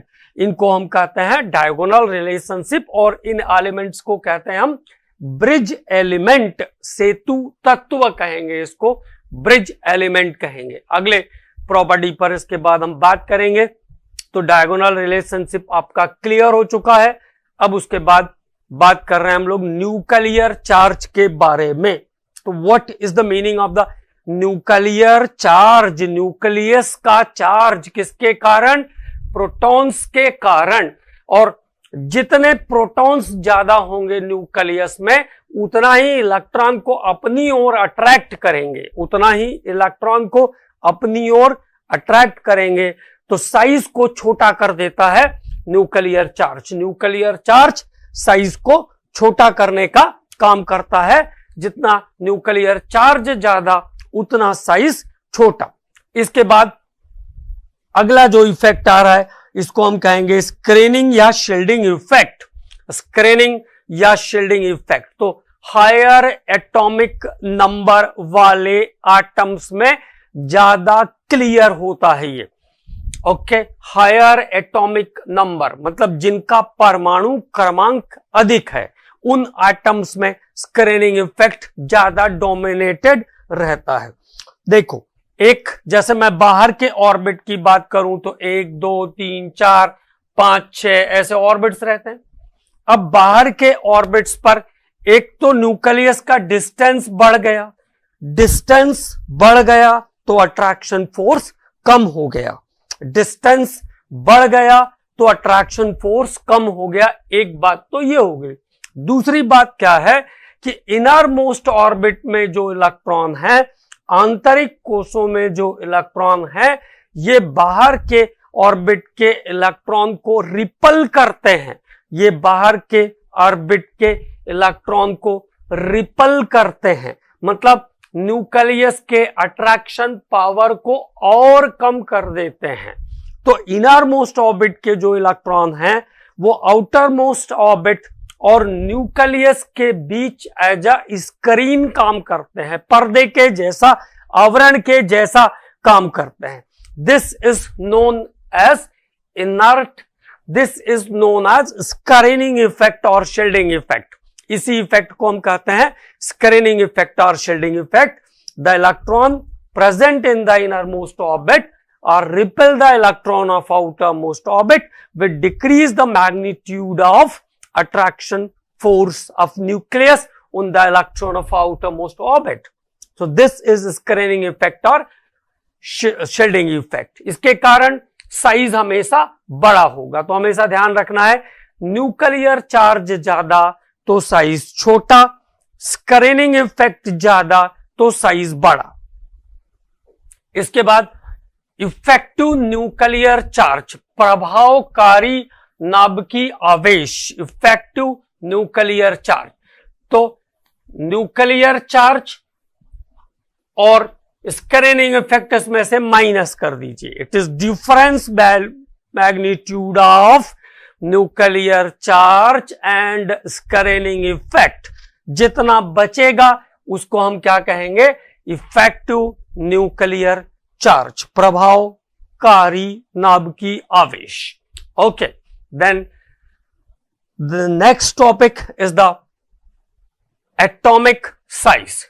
तो एटॉमिक साइज को हम दो तरीके से पढ़ेंगे, what happens in the period and what happens in the group. तो देखो period में अगर आप किसी भी एटम को देखो, किसी भी एलिमेंट को आप देखोगे तो इसमें दो ऑर्बिट, इसमें भी दो ऑर्बिट, इसमें भी दो ऑर्बिट और इसमें भी दो ऑर्बिट, मतलब नंबर ऑफ ऑर्बिट्स सेम रहते हैं, मतलब हुआ नंबर ऑफ ऑर्बिट्स सेम रहते हैं। लेकिन अगर आप न्यूक्लियस का चार्ज देखोगे पहले ऑर्बिट के लिए तो 3 प्रोटॉन 2 को खींचेंगे, 4 प्रोटॉन मिलके 2 इलेक्ट्रॉन रहते हैं यहां उसको खींचेंगे, 5 मिलकर के 2 को खींचेंगे। तो न्यूक्लियर चार्ज कंटिन्यूअसली बढ़ता जाता है पीरियड में, न्यूक्लियर चार्ज कंटिन्यूअसली लगातार बढ़ता जाता है पीरियड में, जबकि नंबर ऑफ ऑर्बिट्स सेम है। इसलिए जो न्यूक्लियर चार्ज का मैग्नीट्यूड है वो बढ़ेगा, और अगर न्यूक्लियर चार्ज बढ़ता है, न्यूक्लियस की पावर बढ़ती है तो साइज छोटा हो जाएगा। साइज क्या हो जाएगा? छोटा हो जाएगा। तो किसी भी पीरियड में जो साइज होता है वो हमेशा डिक्रीज करता है। This is very important point.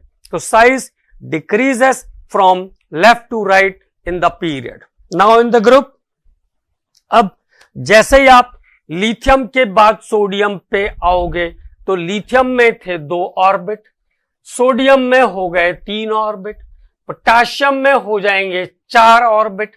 तो addition of new orbit is there. हर बार पीरियड चेंज होने पर एक नया ऑर्बिट जुड़ेगा, और नया ऑर्बिट जुड़ेगा तो न्यूक्लियस और बाहर के ऑर्बिट का डिस्टेंस बढ़ जाएगा। डिस्टेंस बढ़ गया तो अट्रैक्शन फोर्स कम हो जाएगा, डिस्टेंस बढ़ गया तो अट्रैक्शन फोर्स कम हो जाएगा। इस कारण से क्या होता है, साइज जो है कंटिन्यूअस इंक्रीजिंग ऑर्डर में जाएगा। मतलब जब हम ग्रुप में जाएंगे तो साइज क्या होगा, कंटिन्यूअसली बढ़ेगा, इंक्रीज इन साइज। ओके, तो this is about the 2 important properties. Next topic is atomic radius. अब पीरियड में जाने पे साइज छोटा, तो साइज छोटा तो रेडियस भी छोटा। ग्रुप में जाने पे साइज बड़ा, साइज बड़ा तो रेडियस भी बड़ा। Increases up to down in the group. Radius is what? The distance from nucleus to outermost orbit. Distance from nucleus to outermost orbit, नाभिक से बाहरी कोश के बीच की दूरी कहलाती है त्रिज्या। साइज छोटा तो रेडियस छोटा, साइज बड़ा तो रेडियस भी बड़ा। नाउ एटॉमिक रेडियस, तो क्लियर हो गई बात। एटॉमिक रेडियस पीरियड में डिक्रीज और ग्रुप में इंक्रीज होगा, पीरियड में डिक्रीज और ग्रुप में इंक्रीज होगा radius. Now some different type of radius is there, that is covalent radius। तो पहला आ रहा है covalent radius। तो 2 एटम अगर मान लो एक दूसरे के साथ, अब डेफिनेशन चूंकि बहुत स्टैंडर्डाइज्ड रहती है, 2 एटम जो सिंगल कोवेलेंट बॉन्ड से जुड़े हुए हैं, जैसे मान लो Cl2 है तो 2 क्लोरीन रहेगी उसमें ना Cl2 में, तो क्लोरीन मॉलिक्यूल के दोनों क्लोरीन एटम के न्यूक्लियस के बीच जितना डिस्टेंस है उसका आधा हिस्सा, उसका हाफ पार्ट क्या कहलाएगा? कोवेलेंट रेडियस कहलाएगा। Half of the distance between nuclei of 2 atoms is called covalent radius. जैसे कुछ एग्जांपल्स लिए मैंने, क्लोरीन का डिस्टेंस, क्लोरीन के न्यूक्लियस का डिस्टेंस है 1.98 एंगस्ट्रॉम, तो इसका कोवेलेंट रेडियस क्या हो जाएगा? 1.98 by 2। तो half of the distance between nuclei of 2 atoms concerning with single covalent bond is called covalent radius। कुछ कैलकुलेशंस है, उसको चेकआउट कर लेना है। इसके बाद आया वैन डर वाल रेडियस। तो वैन डर वाल ने रेडियस को कैसे डिफाइन किया? इन 2 डिफरेंट मॉलिक्यूल्स, 2 अलग अलग अणुओं में, इन 2 डिफरेंट मॉलिक्यूल्स। तो वैन डर वाल रेडियस को कैसे डिफाइन किया? 2 एटम्स दो मॉलिक्यूल्स,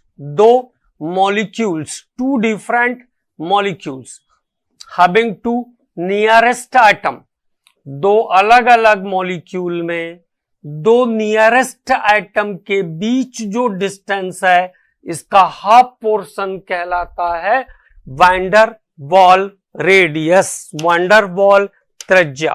तो दो अलग अलग मॉलिक्यूल्स में दो नियरेस्ट एटम, दो नियरेस्ट न्यूक्लियाई के बीच का जो डिस्टेंस होगा इसको हम कहेंगे वैन वाल रेडियस, वैन वाल radius. Half of the distance between nuclei of two nearest atom present in two different molecules is called van der Waal radius। और van der Waal radius की वैल्यू हमेशा covalent radius के value से ज्यादा आएगी। तो van der Waal radius हमेशा covalent radius से ज्यादा होता है, ये ध्यान रखना है। अब बारी आई आयोनिक रेडियस की, आयनिक त्रिज्या की। तो आयंस दो टाइप के होते हैं, कैटायंस और एनायंस, कैटायंस और एनायंस। तो किसी कैटायन में न्यूक्लियस से लेके बाहर के ऑर्बिट का डिस्टेंस कैटायोनिक रेडियस, और अगर कोई एनायन है तो वहां पे न्यूक्लियस से आउटर मोस्ट ऑर्बिट के बीच का जो डिस्टेंस है वो एनायोनिक रेडियस कहलाएगा।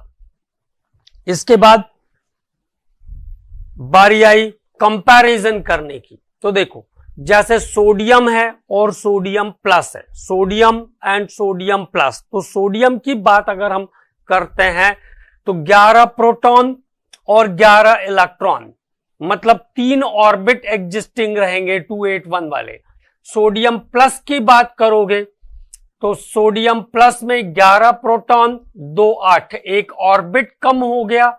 दूसरी बात क्या है कि प्रोटॉन का नंबर बढ़ गया है तो साइज सोडियम आयन का छोटा होगा। तो ऐसे भी ध्यान रख सकते हैं, radius of a cation is always less than parent atom, radius of cation is always less than parent atom, smaller than parent atom.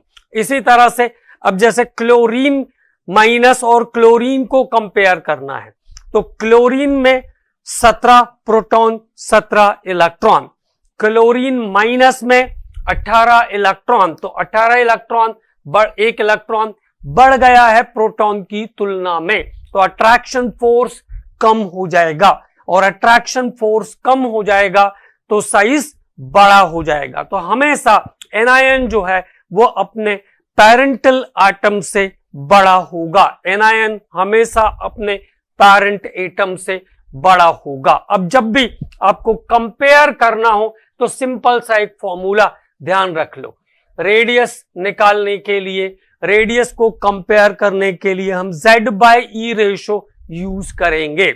Z is the number of proton, E is the number of electrons, मतलब proton और electron का ratio use करना है। Z/E ratio का value जितना बड़ा होगा, मोर Z/E ratio smaller size of ion, smaller size of ion. जैसे सोडियम की बात कर रहे हैं हम, तो सोडियम में 11/11 प्रोटॉन्स 11 इलेक्ट्रॉन्स, तो 1 आ जाएगा। सोडियम प्लस की बात करोगे तो प्रोटॉन तो 11 ही रहेंगे लेकिन इलेक्ट्रॉन 1 से कम हो जाएगा, तो 1.1 आ गया।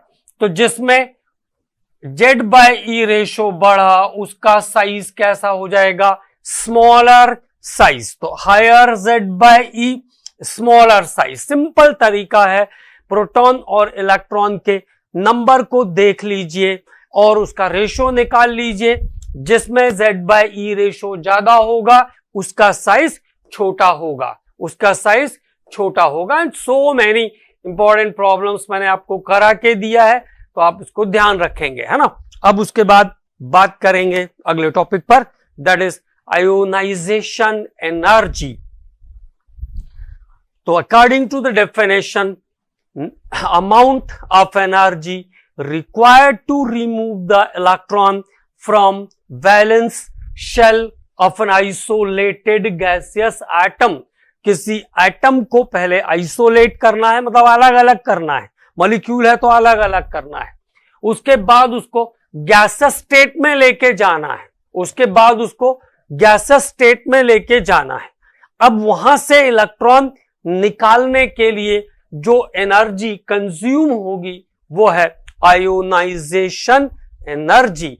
तो amount of energy required to remove the electron from valence shell of an isolated gaseous atom is called ionisation energy. इसको हम कहते हैं आयनन ऊर्जा।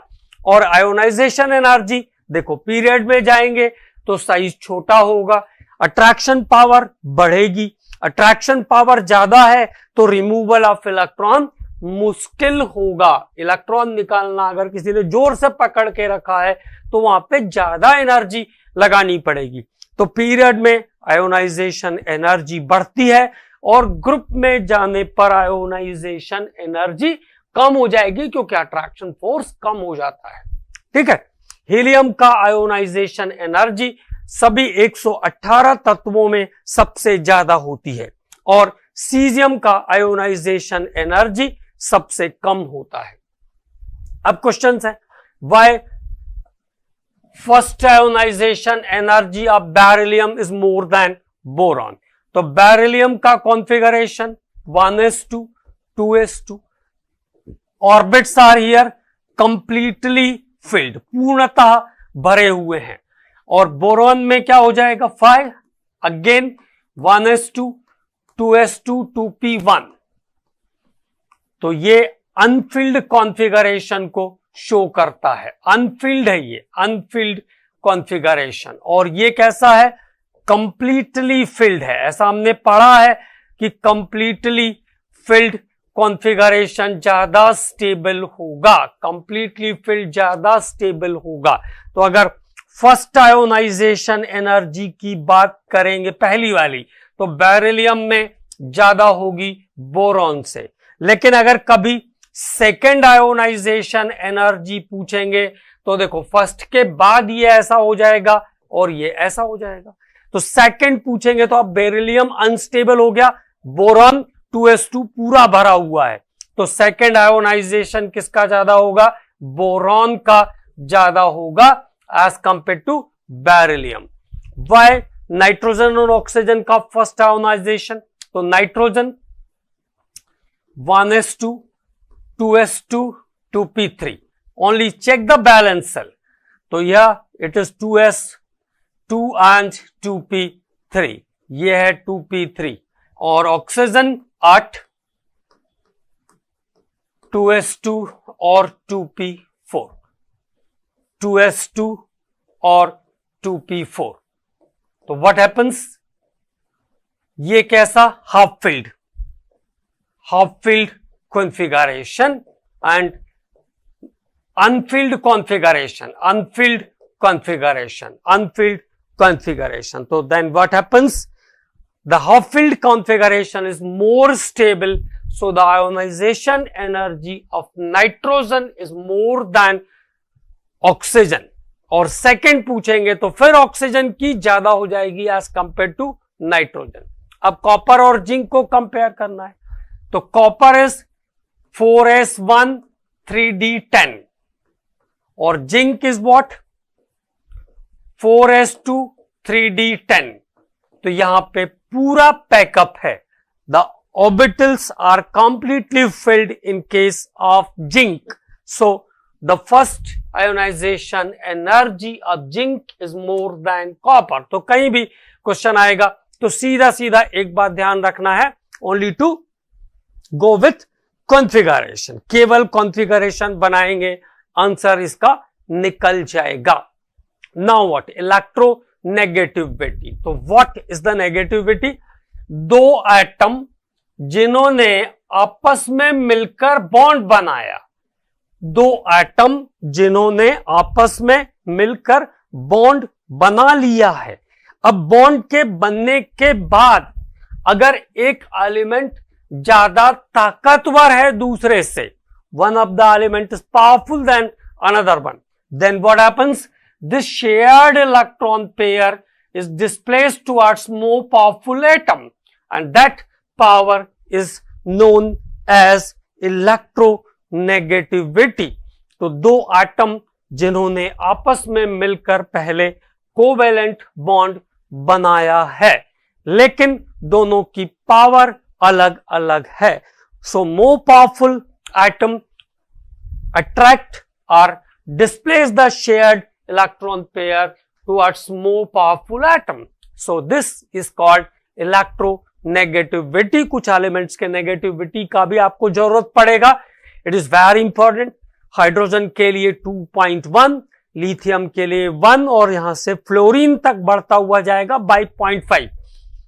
ओके, नाइट्रोजन का 3, oxygen is the second most electronegative element 3.5, fluorine is 4 और sodium से लेकर के फिर क्लोरीन तक बढ़ता हुआ जाएगा.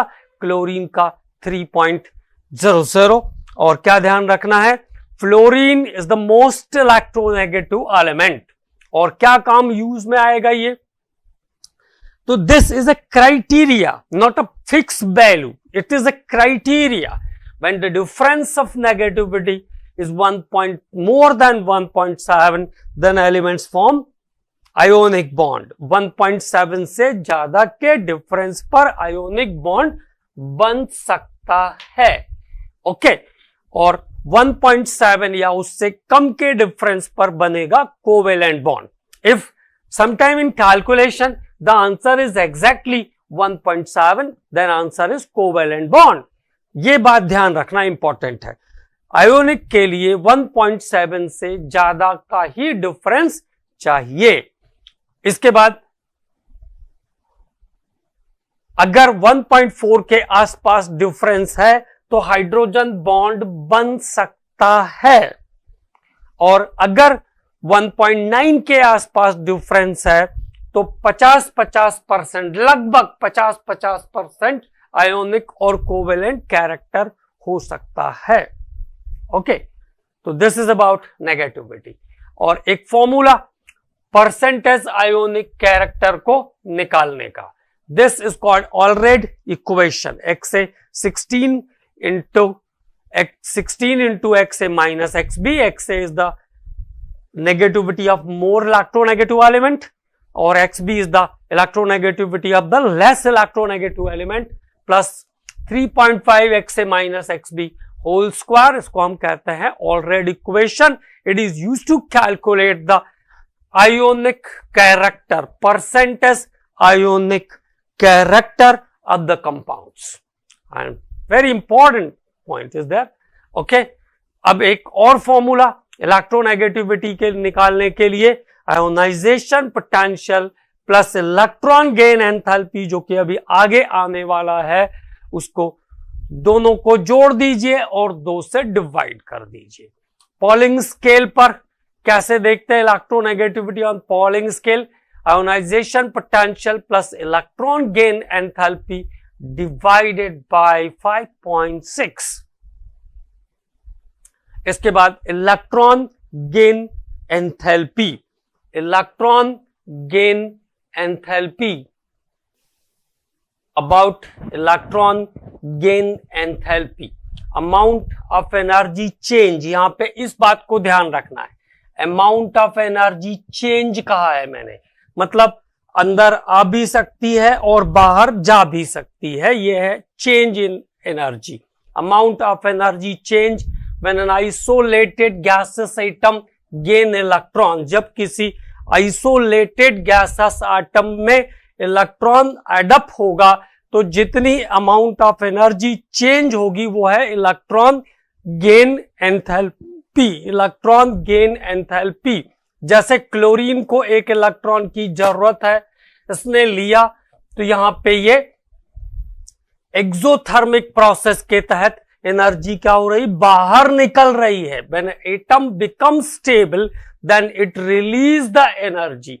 तो यहां पे ये प्रोसेस एक्सोथर्मिक है और एनर्जी का चेंज हम निकालते हैं प्रोडक्ट माइनस रिएक्टेंट. तो प्रोडक्ट के बनने के साथ साथ एनर्जी निकल रही है, इसका मतलब रिएक्टेंट का एनर्जी ज्यादा था, इसका मतलब रिएक्टेंट का एनर्जी ज्यादा है, so it is here exothermic. तो जब कोई atom, isolated gases atom electron gain करेगा तो जितनी एनर्जी चेंज होगी उसको हम कहेंगे इलेक्ट्रॉन गेन एंथैल्पी। अगली बात ध्यान रखना है, इलेक्ट्रॉन गेन एंथैल्पी के लिए डेल्टा एच की वैल्यू नेगेटिव और पॉजिटिव दोनों हो सकती है, मतलब एनर्जी रिलीज भी हो सकती है और उस इलेक्ट्रॉन को होल्ड करने में एनर्जी कंज्यूम भी हो सकती है, तो दोनों चीजें यहां पे आपको प्रॉपरली ध्यान में रखना है।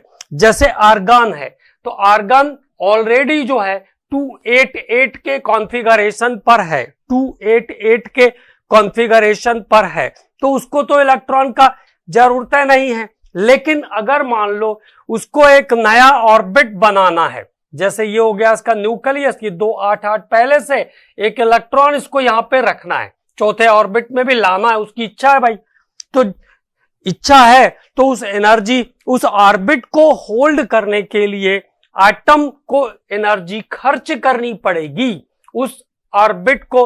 भाई अगर आप कोई एक्स्ट्रा एड ऑन काम करना चाहते हो जो आपकी कैपेसिटी से बाहर था, तो आपको बहुत सारी एनर्जी खर्च करनी पड़ेगी उसको होल्ड करने के लिए। तो यहां पर जो होगा ये एंडोथर्मिक हो जाएगा। तो here delta H is positive, तो यहां पे डेल्टा एच पॉजिटिव होगा, ये ध्यान रखना है। डेल्टा एच यहां पे पॉजिटिव होगा, ये ध्यान रखना है। क्लोरीन का इलेक्ट्रॉन गेन एंथैल्पी सबसे ज्यादा होता है, ये इंपॉर्टेंट पॉइंट है, इसको भी ध्यान रखना है। ओके, अब electron gain enthalpy of chlorine is more then fluorine, ये एक आंसर क्वेश्चन आ रहा है। तो क्लोरीन में साइज ऑफ एटम बड़ा है, जो इलेक्ट्रॉन एक्स्ट्रा लाएंगे फ्लोरीन और क्लोरीन, इसमें फ्लोरीन में रिपल्शन ज्यादा होगा, this is called inter electronic repulsion, मतलब आपस में ही मारपीट करेंगे। इंटर इलेक्ट्रॉनिक रिपल्शन फ्लोरीन में ज्यादा होगा, और ज्यादा होगा तो निकलने वाली एनर्जी कम हो जाएगी, ज्यादा होगा तो निकलने वाली एनर्जी कम हो जाएगी, क्योंकि ये तो मेजर्ड वैल्यू के बेस पे है। इसलिए क्लोरीन का इलेक्ट्रॉन गेन एंथैल्पी हमेशा फ्लोरीन से ज्यादा होता है। अब आपको इससे ज्यादा एक्सप्लेनेशन का जरूरत नहीं है। इंटर इलेक्ट्रॉनिक रिपल्शन फ्लोरीन में ज्यादा, क्योंकि वॉल्यूम छोटा है, इसलिए जो अमाउंट ऑफ एनर्जी रिलीज होगी वो घट जाएगी फ्लोरीन में। अगली बात आ रही है ऑक्सीजन।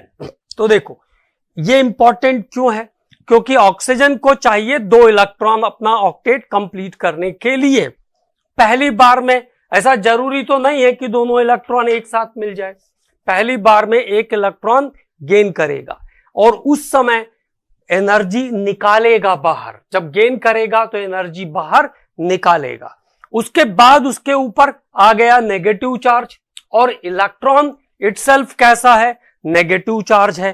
तो अब एक नेगेटिव चार्ज के पास आएगा नहीं, तो इस इलेक्ट्रॉन को जो नेगेटिव चार्ज क्रिएट कर रहा था, इस इलेक्ट्रॉन की पावर को होल्ड करने के लिए, मतलब उसको पकड़ के रखने के लिए ऑक्सीजन को अपनी एनर्जी लगानी पड़ेगी, ऑक्सीजन को अपनी एनर्जी लगानी पड़ेगी। तो फर्स्ट टाइम जो है ये एक्सोथर्मिक है और सेकंड टाइम ये एंडोथर्मिक है, ये ध्यान रखना है।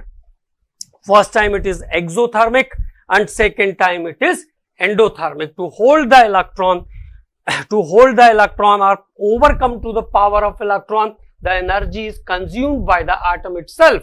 Okay, इसलिए ऑक्सीजन में 2 इलेक्ट्रॉन गेन एंथैल्पी दिख रही है, that is positive and negative both. और सल्फर में जो इलेक्ट्रॉन गेन एंथैल्पी का वैल्यू है, फिर वो ऑक्सीजन से हाई साइड चला गया है, क्योंकि सल्फर का साइज बड़ा होगा तो इंटर इलेक्ट्रॉनिक रिपल्शन फोर्सेस कम होंगे। इसके बाद नेचर ऑफ ऑक्साइड। तो नेचर ऑफ ऑक्साइड में क्या ध्यान रखना है, एक पीरियड के सभी ऑक्साइड को हमने कंपेयर कर दिया है। सोडियम ऑक्साइड बेसिक होता है, मैग्नीशियम भी बेसिक होगा, MgOH होल ट्वाइस बनाएगा अगर पानी में डालेंगे तो बेस है वो। इसके बाद एल्यूमिनियम पर नेचर एकदम से सडन चेंज हो जाएगा, it is amphoteric in nature, और बाकी के सब जो ऑक्साइड्स हैं वो एसिडिक नेचर के होते हैं। बाकी के सब ऑक्साइड एसिडिक नेचर के हैं एल्यूमिनियम के बाद वाले, और एसिडिक नेचर कंटिन्यूअस बढ़ता हुआ जाता है, और पूरी दुनिया में सबसे मोस्ट एसिडिक ऑक्साइड है Cl2O7। तो अब यहां पे ध्यान रखना है, एसिडिक नेचर क्या हो रहा है, पीरियड में बढ़ रहा है तो ग्रुप में कम होगा, और बेसिक नेचर ग्रुप में बढ़ेगा और पीरियड में जाने पर कम होगा। तो एक एक नेचर, जैसे बेसिक नेचर की जब हम बात कर रहे हैं तो वो बेसिक नेचर पीरियड में कम हो रहा है और ग्रुप में, तो ये एसिडिक नेचर का ट्रेंड है ना, एसिडिक नेचर का ट्रेंड है ये। एसिडिक नेचर हमेशा पीरियड में इंक्रीज होगा और ग्रुप में जाने पर डिक्रीज होगा। बेसिक नेचर पीरियड में इंक्रीज होगा और ग्रुप में डिक्रीज होगा। Cl2O7 है ये, not I2O7। Cl2O7 is the most acidic oxide. Cl2O7 is the most acidic oxide. अगला प्रॉपर्टी आ रहा है एम्फोटेरिक। तो एम्फोटेरिक क्या होते हैं, जो एसिड और बेस दोनों के जैसा बिहेव करते हैं, ऐसे यौगिक जो अम्ल और क्षार दोनों के जैसा बिहेव करते हैं। कंपाउंड और elements or compound which behaves as acid as well as base.